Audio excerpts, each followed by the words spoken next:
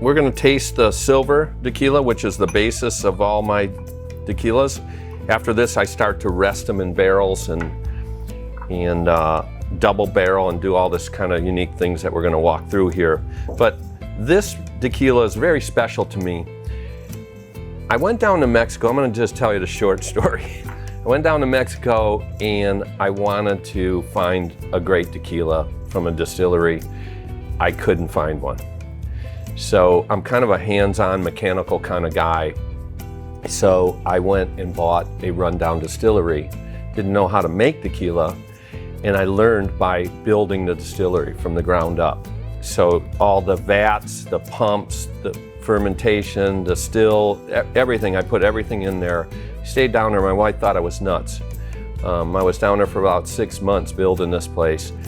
This is all regulated tequila, so I had to get the government involved, the CRT, the Consecutor, and get it certified, which is, you really got to have your stuff together. This is just like champagne is or cognac is in France. It's all controlled by the government and the government bodies. You got to do things certain ways.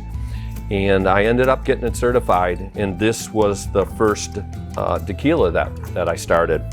And you know, a lot of guys out there, they tell you how to taste and you know, you do this, you do that. And I'm just kind of a nuts and bolts guy. So I swirl the glass. You know, if this was an añejo, I would look for the legs.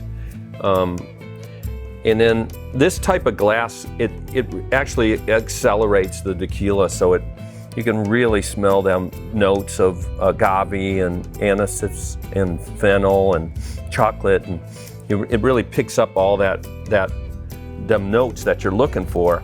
And then I also always put a little bit on my wrist, and then I rub that in until the tequila's dried. And that gives you a real agave. I mean, that's where you really smell the agave, and you can really tell the condition of the tequila, that it's pure. And one of the things that I'll do is I'll put it on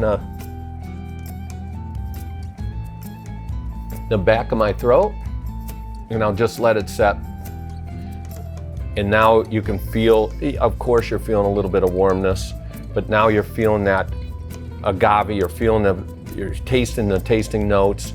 And because El Sombrero's is so smooth, that's what I look for in all tequilas.